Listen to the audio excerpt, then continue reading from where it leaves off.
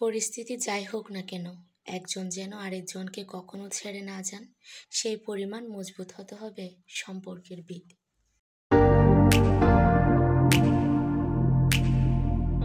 Hello everyone, আসসালামু আলাইকুম। কি অবস্থা সবার, কেমন আছেন? আশা করছি সবাই খুব ভালো আছেন। আলহামদুলিল্লাহ, মহান আল্লাহ তাআলার অশেষ রহমতে আমরাও খুব ভালো আছি। আমি এবং আমার ছেলে সকালে নাস্তা করে নিচ্ছি। আরাপ হচ্ছে রুটি দিয়ে ডিম খেতে অনেক বেশি পছন্দ করে, তাই জন্য আর কি রুটি দিয়ে ডিম খাচ্ছি আমরা মা ছেলে দুজনে মিলে। আর অন্যদিকে আমি রান্না বসিয়ে দিয়েছি, মিষ্টি কুমড়া ভাজি করে নিয়েছি আর মুরগির মাংস রান্না করব। আমি যেহেতু মুরগির মাংস খাবো না, ওরা বাবা ছেলের জন্য রান্না করতেছি। তো আলু দিয়ে রান্না করব আজকে। আপনাদের ভাইয়া আলু দিয়ে মুরগির মাংস অনেক বেশি পছন্দ করে, আর আমাদের ছেলে পছন্দ করে মুরগির মাংস। তারপর রান্না বান্না করার পর আমাদের ছেলেকে গোসল করিয়ে দিয়েছি।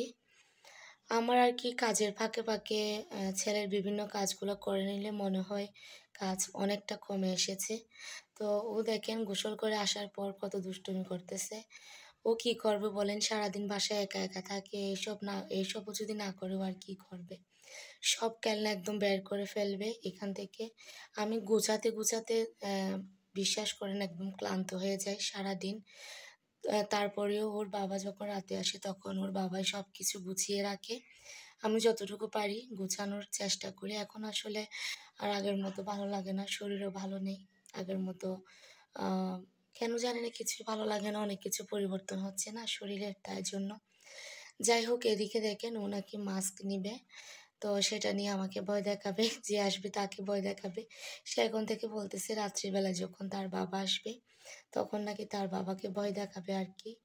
মাশাল্লাহ, ও আছে বলে আসলে অনেক বেশি ভালো লাগে, না হয় সারাদিন একা একা আমাকে বসে থাকতে হয়। তারপর সকালে যেহেতু আপা এসেছিল, অনেকগুলো রুটি বানিয়ে নিয়েছিলাম। আপনারা অনেকে জানেন আমি রুটি ফ্রোজিং করে রাখি। আসলে সব সময় বানানোটা সম্ভব হয়ে ওঠে না। আমি মাঝে মধ্যে যখন ইচ্ছে করে কয়েকটা বানিয়ে নিই, আমরা 2-3 জন তো মানুষ আছি মাত্র। তো আমার রুটি অনেক বেশি ভালো লাগে। আজ কয়েকদিন ধরে দেখলাম আমাদের ছেলেও বেশ পছন্দ করতেছে রুটি। তো অনেক সময় দেখা যায় না যে এটা সেটা না খাওয়াইয়ে যদি ওকে একটু রুটি খাওয়াতে পারি তাহলে ও অনেক বেশি ভালো হয় আর কি। ও এমনিতেও খাওয়া দাওয়া তেমন করতে চায় না। যাই হোক, আমি এদিকে রুটিগুলা ফ্রোজিং করে রাখার জন্য রেডি করে নিচ্ছিলাম, আর অন্যদিকে আমাদের ছেলে তো আছে দুষ্টুমি করার জন্য। সে একবার এসে একটা একটা কথা বলে যাচ্ছে আর কি। তো আসলে এখন আগের মতো কাজ করতে একদমই ভালো লাগে না। তো আপাটা সকাল সকাল এসে 1 ঘন্টা 1.5 ঘন্টার মধ্যে তাড়াহুড়ো করে ও সব কাজ করে যায়। আমি আসলে এতদিন পর্যন্ত কখনো রান্নাঘরের কাজ কাউকে করতে দিই নাই। যেমন ধরেন রান্নাঘরের হাঁড়ি পাতিল পরিষ্কার করা, তারপর রান্নাঘর পরিষ্কার করা, যেমন তরকারিগুলো কাটা, এগুলো আমি কখনো কাউকে করতে দিই না, আমার পছন্দ না আর কি। এমনিতে অন্যান্য কাজগুলো করে, কাপড় ধোয়া, ঘর মোছা, এইসব, ঘরটর ঝাড়ু দেওয়া। তো এখন যেহেতু আমি পারতেছি না, তাই জন্য সব কিছু ওনাকে দিয়ে করতে হয়। আর উনি রান্নাঘরে ঢুকলে একদম আমার রান্নাঘরের অবস্থা খুব জঘন্য হয়ে যায়। অনেকবার বলি তারপরেও কিছু হয় না। আসলে নিজের কাজ নিজে যত আন্তরিকতার সাথে করি, অন্য কেউ তো আর এত আন্তরিকতার সাথে করে না। অনেক বলার পরেও সে আর কি কথা শুনে না। যাই হোক, সে যাওয়ার পর আমি আবার রান্নাঘরটা আমি আমার মতো করে, আমার মনের মতো করে গুছিয়ে নিই। তারপর এই আর কি, আসলে এক একজনের আসলে এক এক স্বভাব। যাই হোক, আমি এদিকে সব রুটিগুলা এভাবে ফলি করে ঢুকিয়ে রেখেছি। এবার আলাদা একটা ফলির মধ্যে রেখে ফ্রিজে রেখে দিব। তারপর আমি দোকানের জন্য টিফিনটা রেডি করে নিয়েছি।